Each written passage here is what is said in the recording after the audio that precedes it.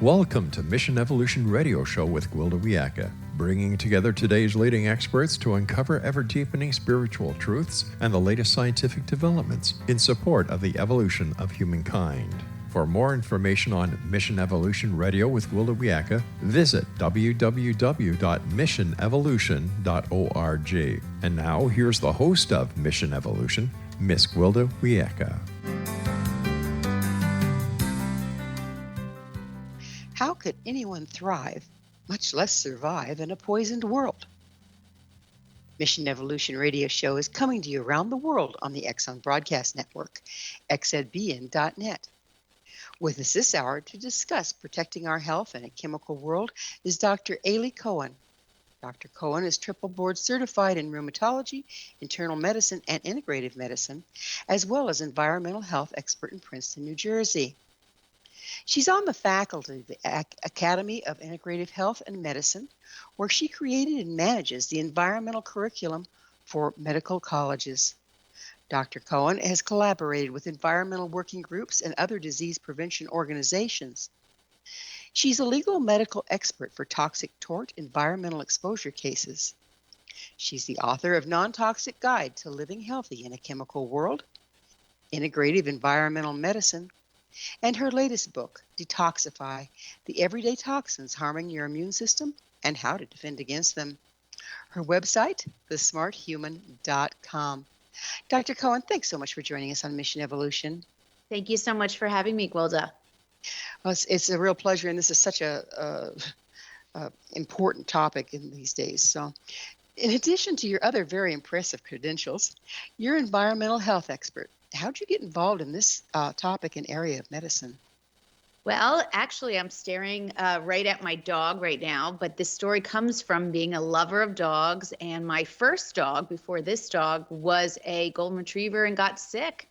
And as I was exploring many of the things that could have contributed to his autoimmune hepatitis, which was a very unusual diagnosis 15 years ago when I was involved with all of this, I really was learning a lot about not just what could have made him sick, but what could be making humans sick. And again, as a rheumatologist, seeing my dog with an autoimmune disease was really shocking and jarring. And it really opened up my eyes to a whole area of exploration that really brought me to this day.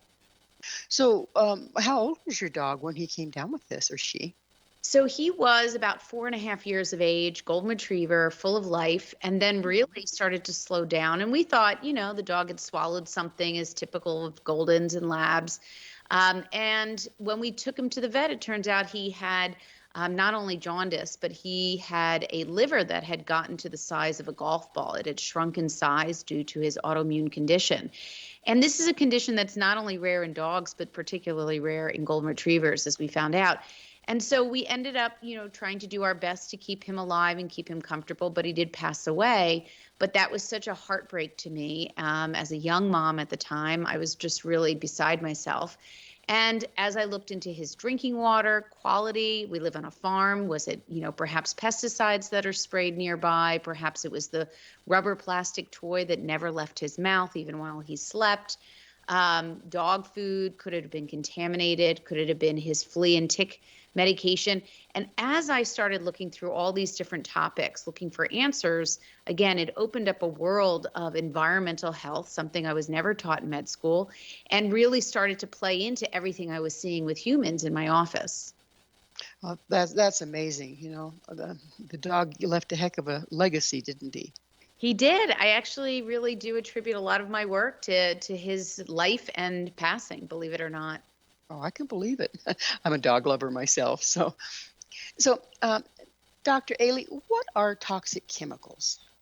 So there are lots of ways to classify synthetic human-made chemicals. And, this has exploded in terms of the numbers of really just industrial chemicals that we use in cosmetics and personal care products, on paint, in solvents, on, cookware to make them non-stick, on clothes to make them, waterproof or grease-proof, on couch sprays. But things that even would, be in our food, for instance, the food industry and all of the synthetic chemicals that are added to mostly processed and ultra processed foods. We now have about 14,000 of those chemicals. So we have lots and lots of chemicals that are now in our environment, what we eat, what we put on our skin, what we breathe in our homes, such as air fresheners and cleaners. And so there's lots of ways to categorize them. You can categorize them by function.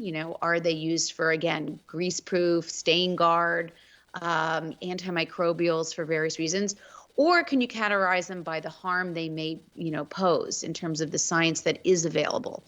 And because manufacturing in the U.S., particularly U.S. as compared to many other countries who do a better job of this, do not require testing for safety or toxicity on any of these chemicals that go into the market, into our U.S. market for products, which is, again, very hard for people to actually hear that.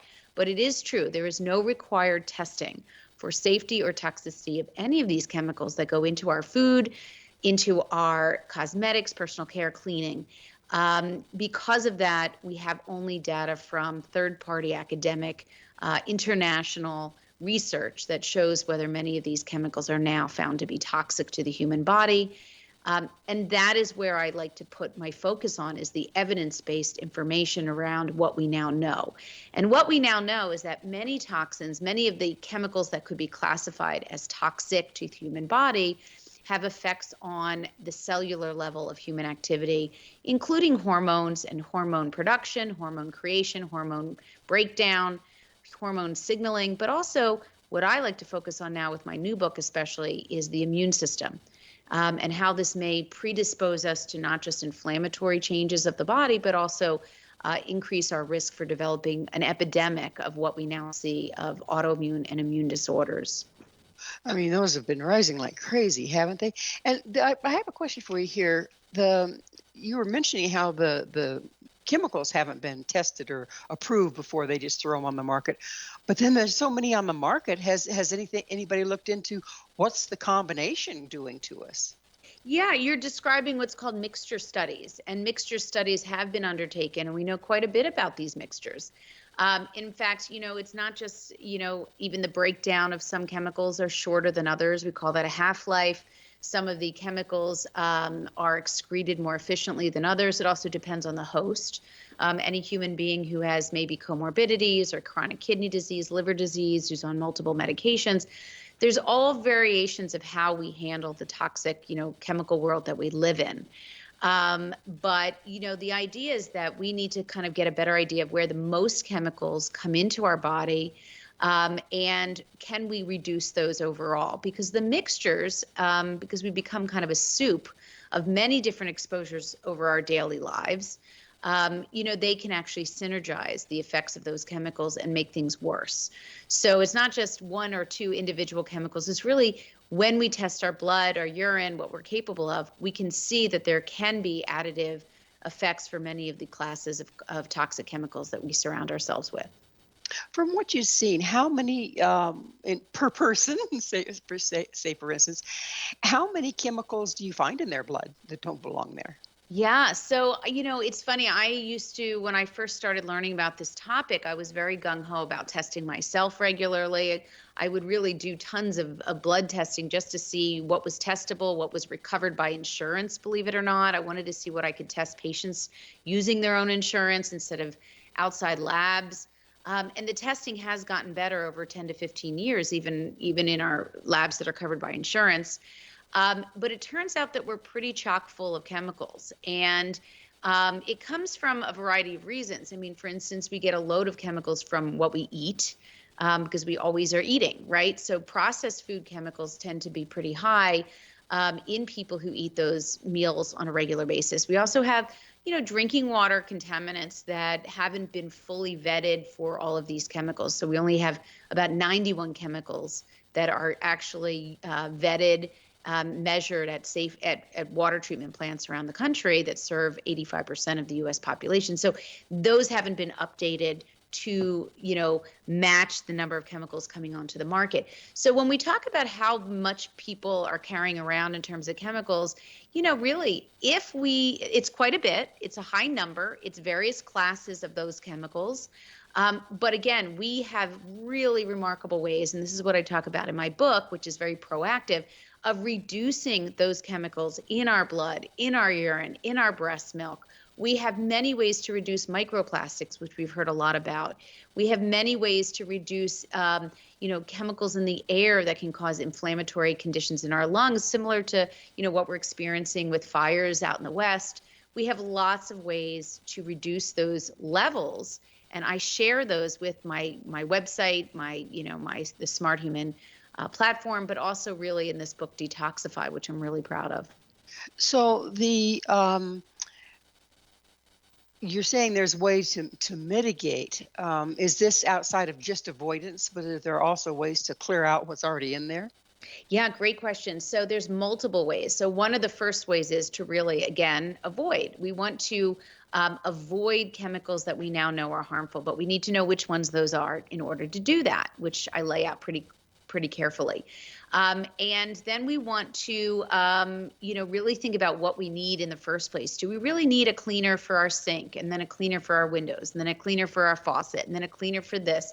We really are over marketed to, and we end up buying a lot more stuff, even cosmetics as well, that we actually don't even really need. And so avoidance through understanding what's toxic, but also just overall reduction is really helpful. Then another aspect, and I teach this in what I call the book, in the book, the 4A's of environmental health navigation: assess, avoid. The third thing is add, which means adding nutritional components that really offset some of the harmful changes from these exposures. And the fourth A out of the 4A's is allow, which means there's sort of a wiggle room there to really have life, right? Go to birthday parties, we travel. Sometimes we don't have access to the foods we'd like. So there's lots of allowance so that we can try to stay on track. But essentially, we have avoidance, and we really want to think about what we need. And then we have this nutritional component. And then we have the anthropologic components, which are sweating, exercise, sauna, sleeping, which is so important to reducing those chemicals. So we have multiple different ways to do this. And I try to get people to really think about all those in a very sane and practical way. So how long have these toxic chemicals been around? Well, we've had many of these chemicals really at the end of the 18th century, or I should say 19th century, and really about 100 to 200 years maximum where we've had the greatest growth. But the biggest jump in chemical production really came after the 1950s in the United States, when we were really going off to wars. Wars really are an impetus to create a lot of synthetic and industrial chemicals. For instance, we have tons of solvents that have been created just to degrease military machinery, which ends up, believe it or not, getting into our water system, perchloroethylene and trichloroethylene. But we have lots of chemicals that were put into making plexiglass, where that was, used for fighter pilots to make aircraft lighter.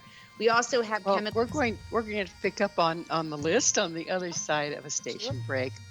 Dr. Cohen and I will return very shortly, so don't you go away.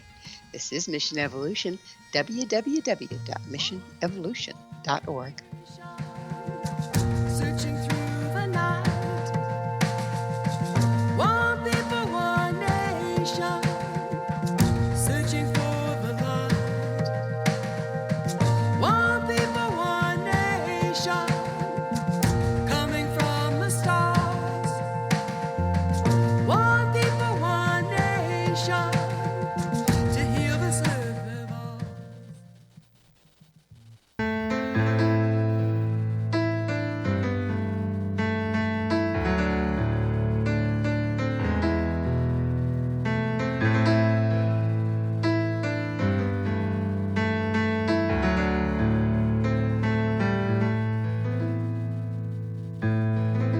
The end has come, the night has fallen.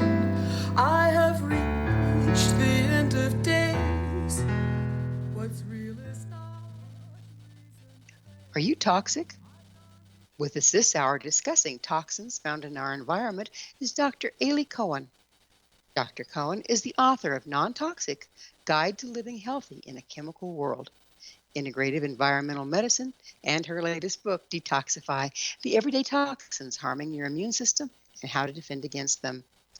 Dr. Aly, we were talking about the chemicals that get into the water from solvents and this and that, and also I was told by a water expert that there's a known carcinogen created when chlorine is mixed with water, that you can filter out the chlorine, but the carcinogens remain. What can you tell us about that? Yeah, you're describing sort of degradation products when, we need, certain public health measures to reduce pestilence. This is one of the greatest, improvements in public health, was to really create a water system that didn't have cholera and some other components of, infection. But with that came the problem of, well, when you add chlorine, you add certain detergents to public drinking water, you're also going to be left with some of the combinations that occur from that, some of the volatile organic compounds that are derived. So I would say to you this: we have a lot more of the contaminants that we don't want in our body than we think of. We don't need to be toxicologists. We don't need to be, super scientific to understand that all of the 95,000, which is kind of the going number of chemicals that now have entered the U.S. market in one way or another, how they get into the water system. What we really want to be thinking, and this has kind of been years in the making of how do you address this big topic, we want to protect our water when it hits our lips, our cup, our home, at the point of use. So in other words, there's going to be all sorts of variability in the water contaminants that are part of the U.S. population and feed our systems. But what we can do is we can manage that variability, but by fixing the problem when it gets to our home. And that has to do with water filtration, which I write a lot about. So the water filtration, there's as many as you can shake a stick at, and I wonder how many of them are effective. They've got the little pitchers that you pour water into, and then it supposedly filters as you pour it out, or clear down to the reverse osmosis. So are they all created equal, or what do you need to look for there?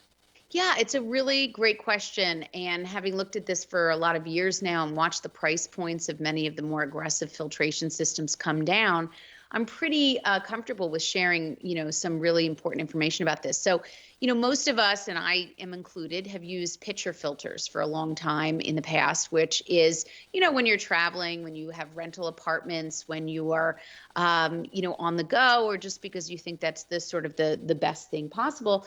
It's typically a pitcher is a carbon block filter system where it's basically a big chunk of carbon, and as water passes through it or over it, it kind of collects some of the contaminants, and then the water runs through it into the pitcher, and that will be your drinking water.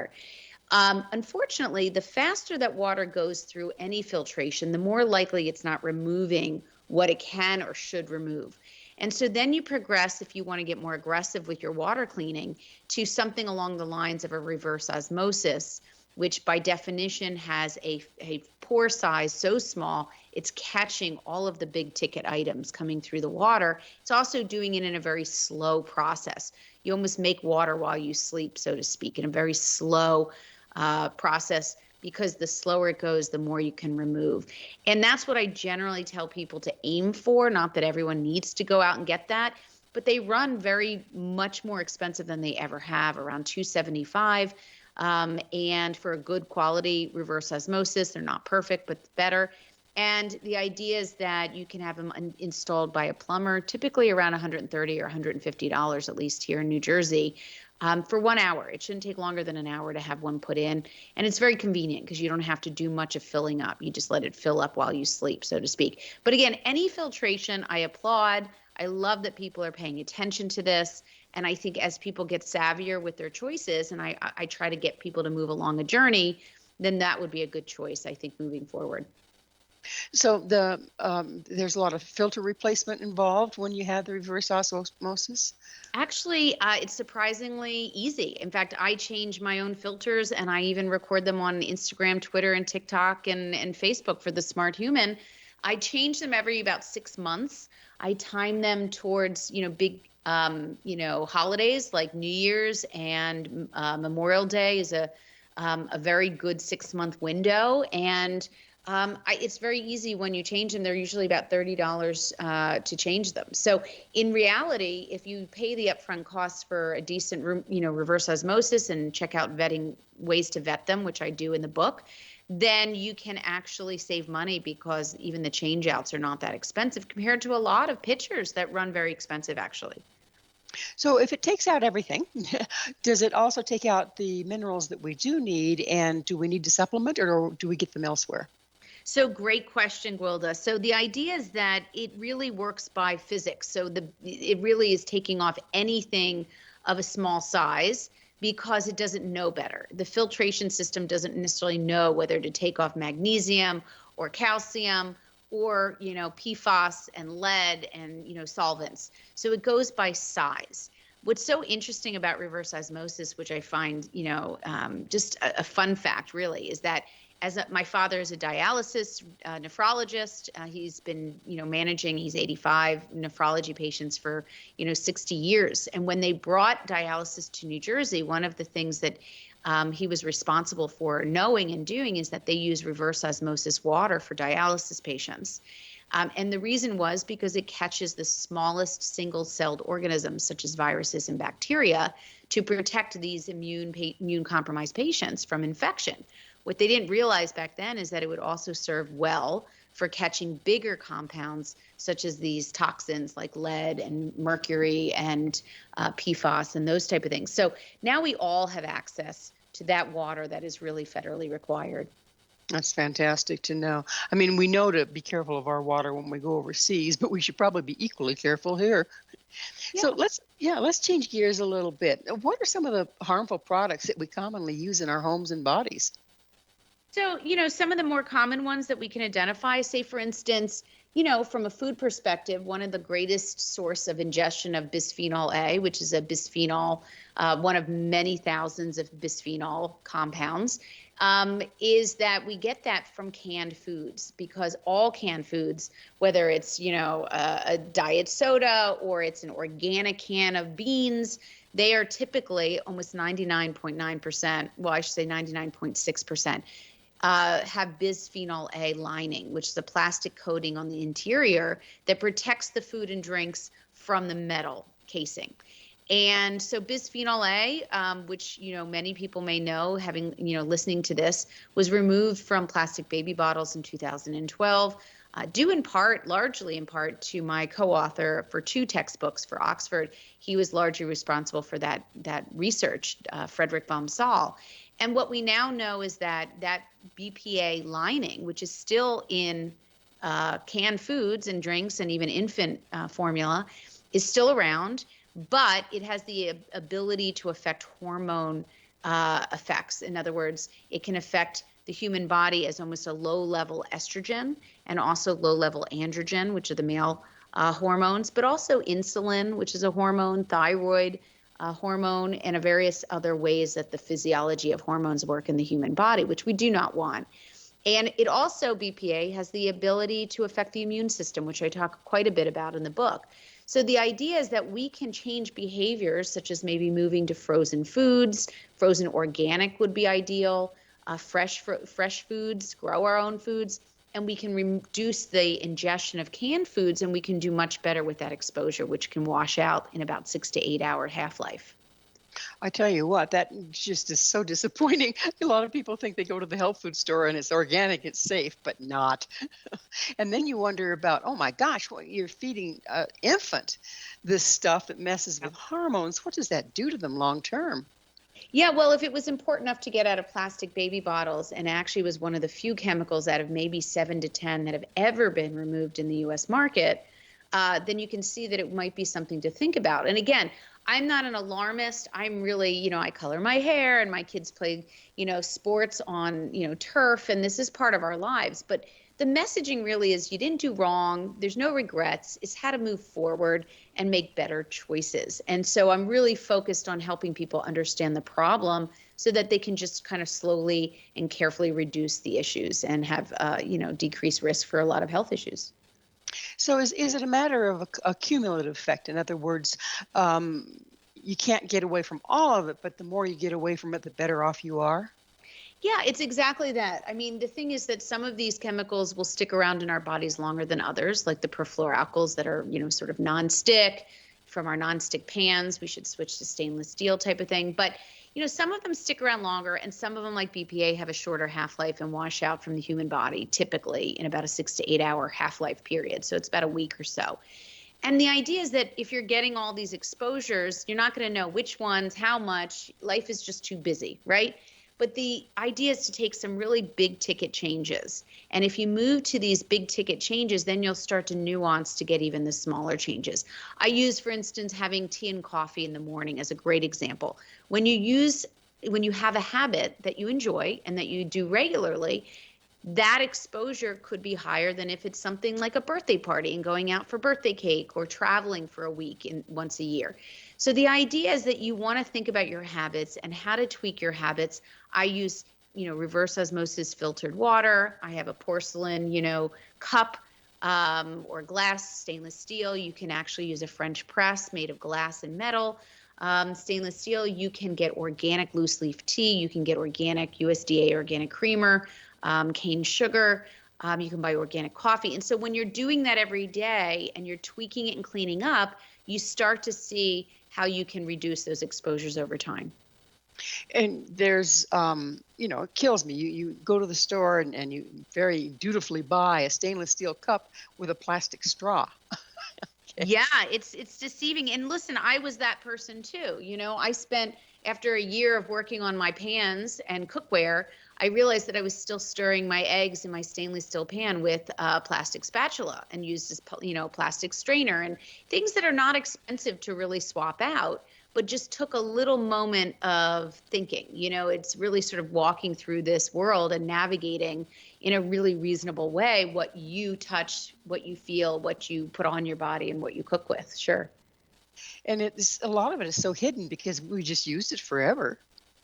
Yeah, and listen, things cost money. I am very, very conscious of people, and how they spend their money is really quite important to me. So high yield changes like a water filter that's really solid will save money on buying bottled water, which a lot of people feel compelled to do in this country for a variety of reasons, whether it's global warming and coastal issues or fires, but also because they may think that their water system is contaminated, like I just had in New Jersey not too long ago, where there was a smell coming from the public water system and many notices. So, yeah. Well, it's that time for yet another station break. Dr. Cohen and I will be right back to continue our discussion. Please stay right there. This is Mission Evolution, missionevolution.org. One people, one nation, searching for the light. One people, one nation, coming from the stars. One people, one nation, to heal this earth of ours.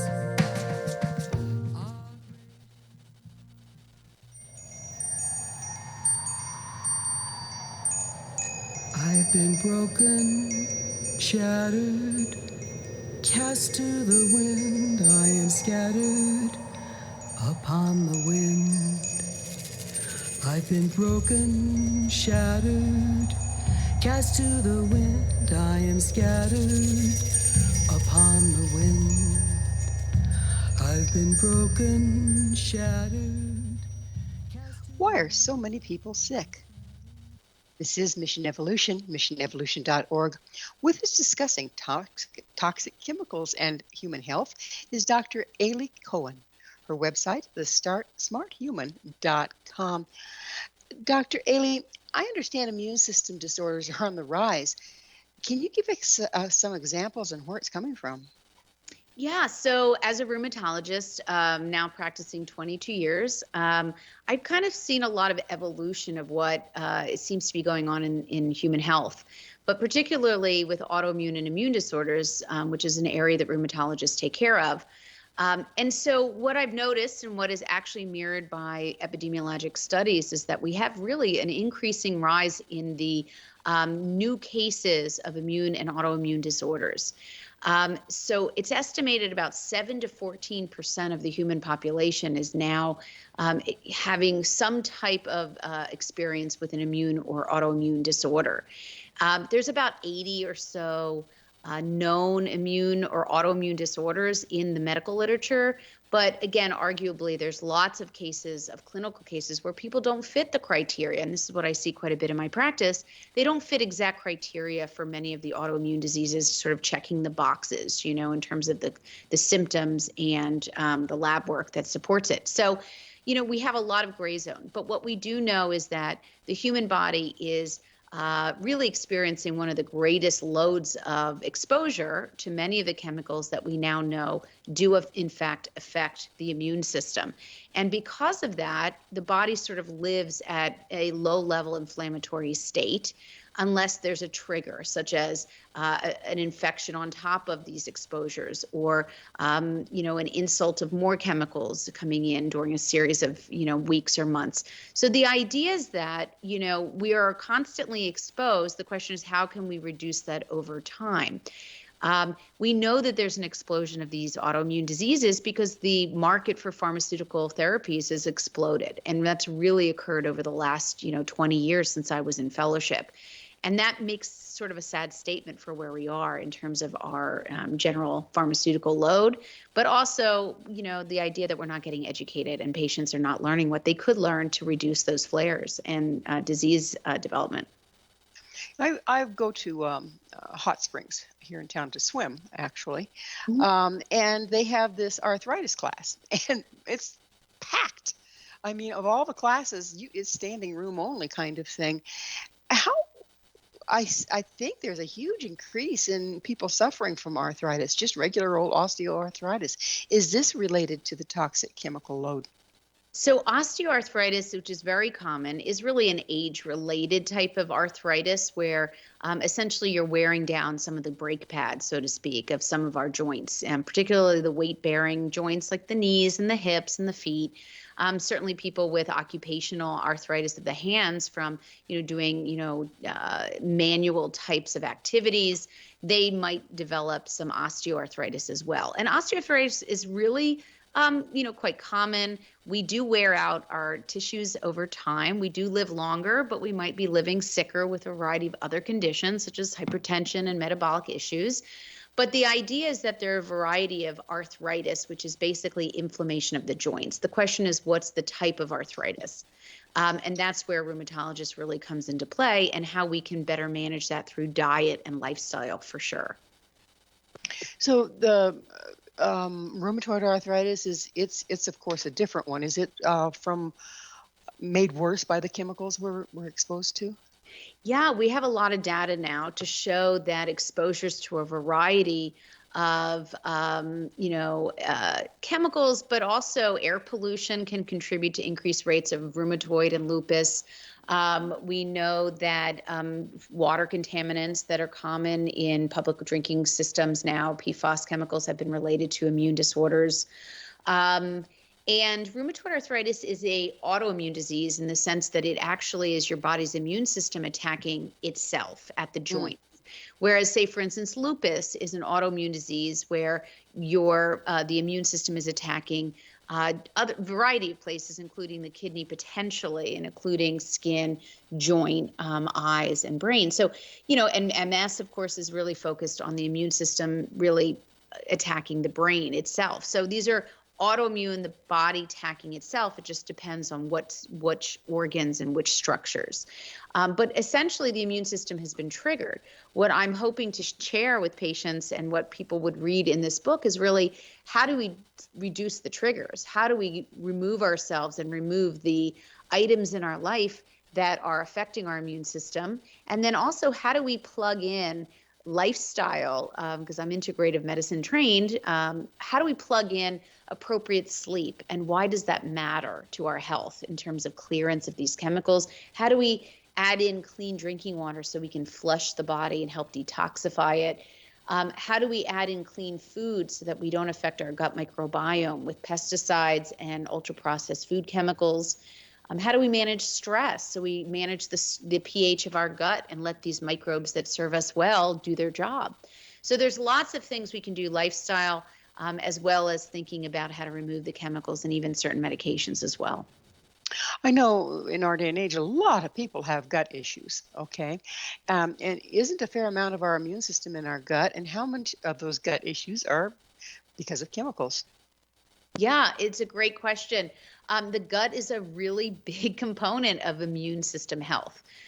It's about 26 feet of bowel, even in children's, about 22 to 24 feet. Think of it like a tube from your mouth to your butt.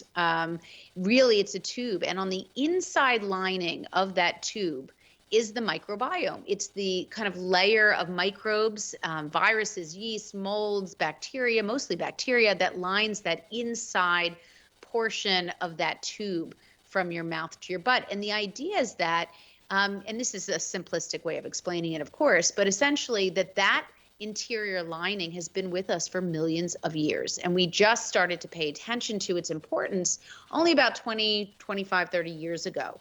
And now we know that lining is so critical, the integrity of that lining, the composition of those microbes, the balance, maintaining them and keeping them healthy actually really serves the human body well, because they protect what goes across that tube into the human body through the bloodstream, which might trigger the immune system. There's also a gut-brain connection, which is vitally important for mental health improvement. It's also really important for managing any of the connection between the gut and the brain that contributes to things like depression and anxiety. But also things like schizophrenia and other mental health disorders. So the gut is pretty darn important to the immune system and also to the brain. So it's a great place to start. And I talk a lot about that in Detoxify. So the speaking of the brain, how do all these chemicals affect the brain? I mean, I know there's a blood-brain barrier, but it seems like some things are moving beyond it. How do we protect it? Well, we can protect it really by removing, again, the things we dump into our gut. And that really means, thinking more clearly, thinking more responsibly, maybe even having greater access to the foods that are cleaner without pesticides and which really knock off good guys, right? USDA organic, if it's accessible, which it should be across the U.S. I mean, every big box supermarket now carries their own frozen organic produce. And I really encourage people to look through the frozen sections of their big box stores, because it's a very lucrative business, and it makes it, it sort of democratizes the idea that we can get clean food. It's frozen. We do want to move it into a glass or stainless steel container to heat it. We never want to heat up plastic in a microwave or an oven. But the idea is that those USDA organic products have value. It's pretty much the only recognition in our system of food and everything we use that actually has teeth. And so I do encourage that. And that way the gut stays a little healthier, the water certainly. And then managing, again, stress, which changes the gut lining and the gut vulnerability, and managing medications and being judicious about what people are taking and if they need it. So those are all really good things to keep the gut in good health.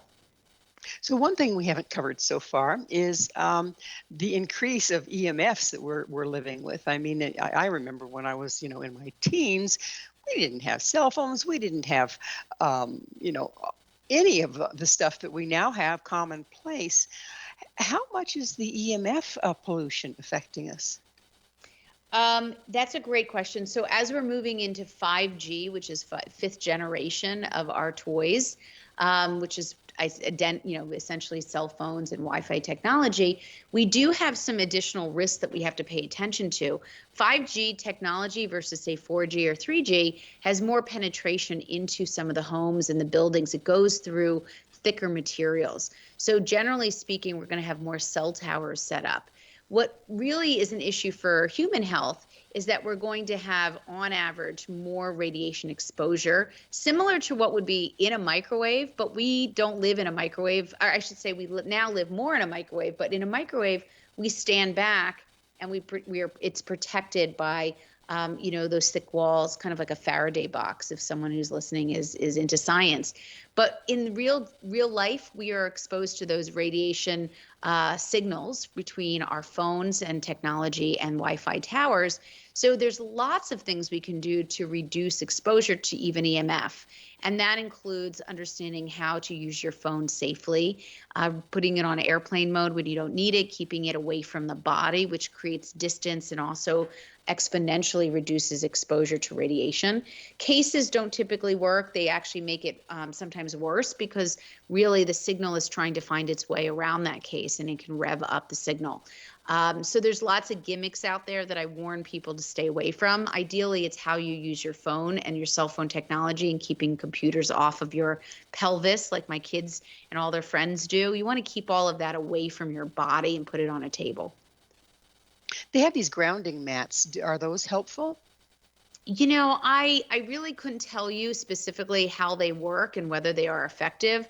There's so many gimmicks. We do know that there's even boards that you can do, especially like in the pregnancy world where you want to have a computer, but you don't want to really, you shouldn't be sitting it on your belly, although it makes for a nice table. There are, new toys that are out there to protect the belly from radiation, even blankets and such. But essentially, if you just move these toys away from touching your body and further away as possible as you can get, you really can solve a lot of that exposure, direct exposure issues. So yeah, I mean, there's things we can do, but I think we need to be thinking, more broadly and even turning off Wi-Fi at night, supporting measures to reduce Wi-Fi in schools where kids really don't need it. So that's what I kind of move people to think about. It's certainly hard to get away from because it's everywhere. Yeah, no, absolutely. I mean, and we live in a world where you can't really function. Even myself as an educator, I'm on social media all the time and posting and, but what, I tell my kids who are teenagers and I say, please take that out of your front pocket, their phones. I say, I want to become a grandmother one day because we know exactly. Yeah. reductions in sperm count and quality. And so these are the messages that you just want to share. Well, it's again time for another station break. Please stay with us as Dr. Cohen and I continue to explore healthy living in a toxic world. This is Mission Evolution, missionevolution.org.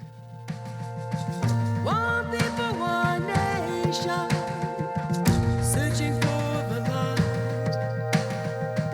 One people, one nation, coming from the stars. One people, one nation, to heal this earth of ours.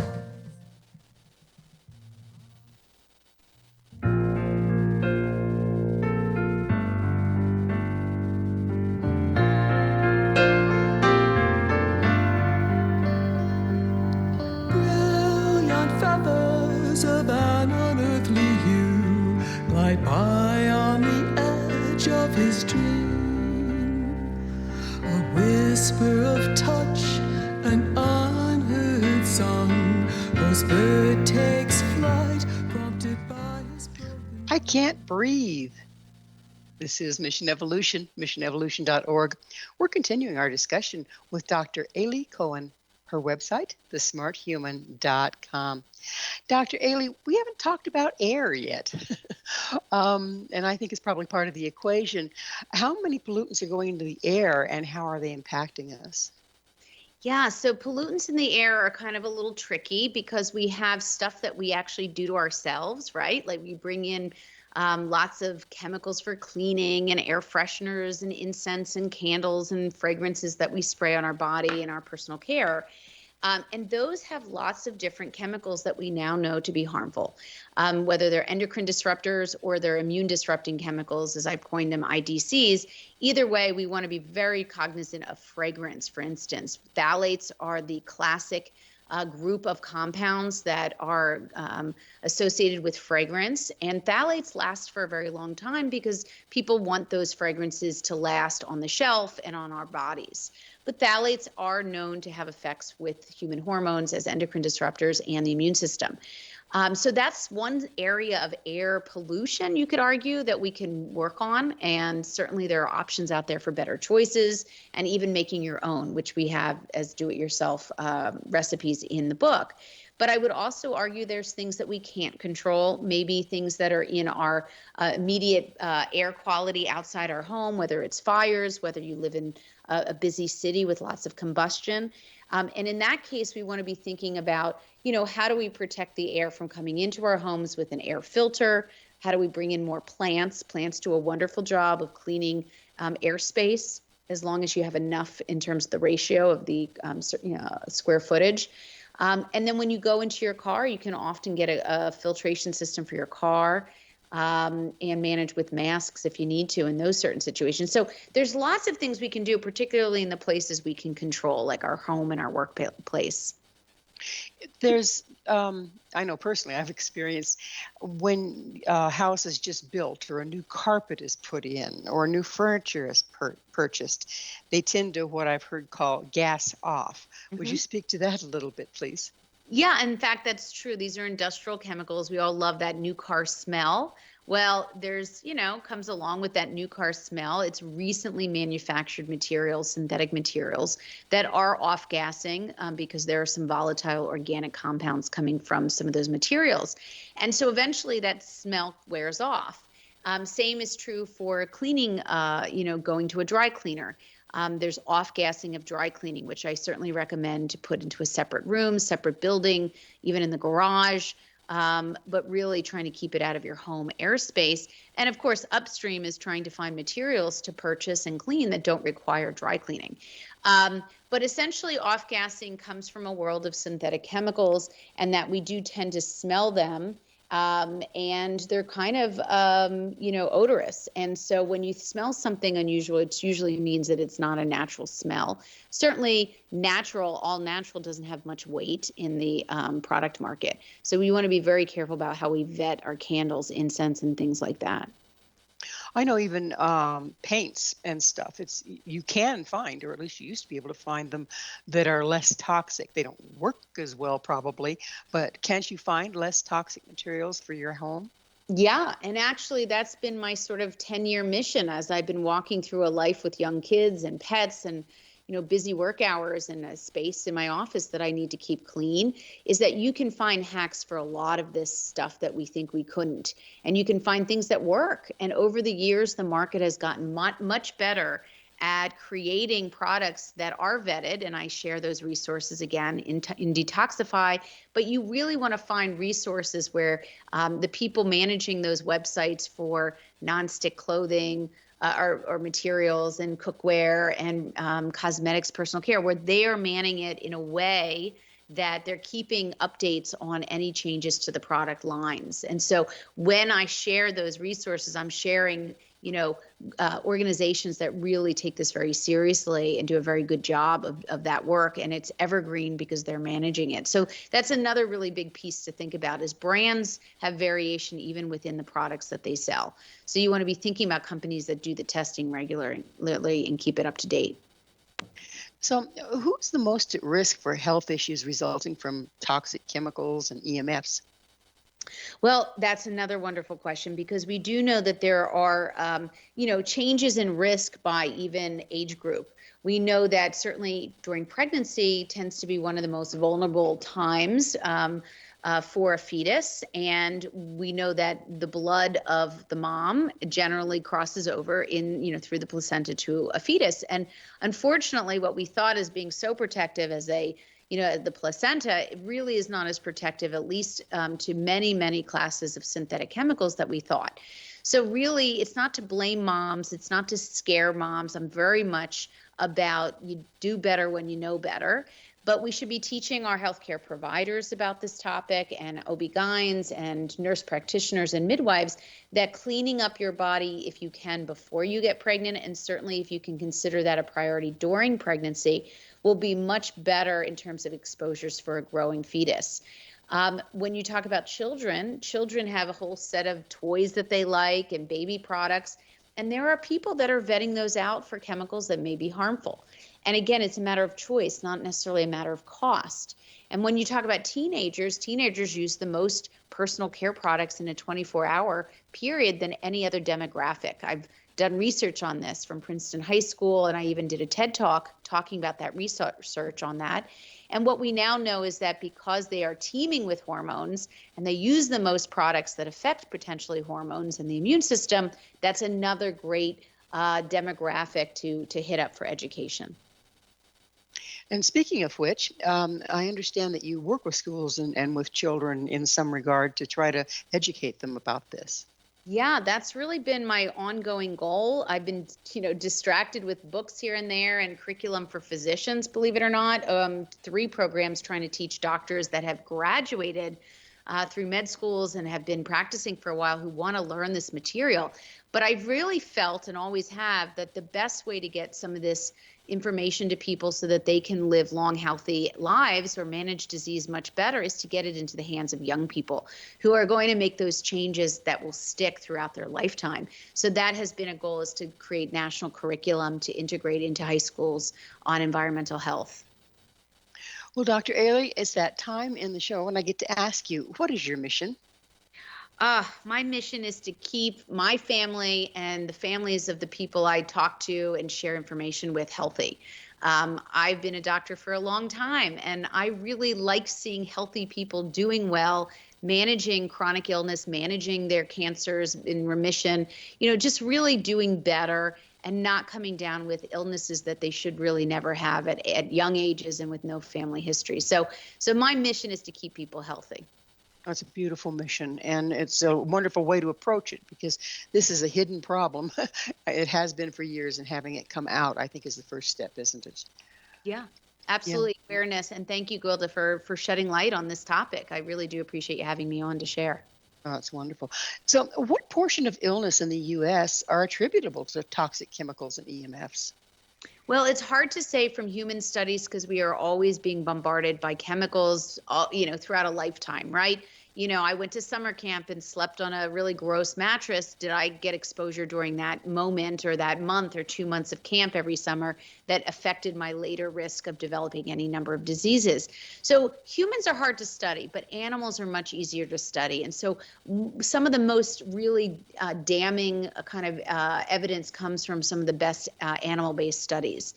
And that way we can control what they eat, what they breathe, and we can kind of identify how chemicals can work in these in rodents and mice.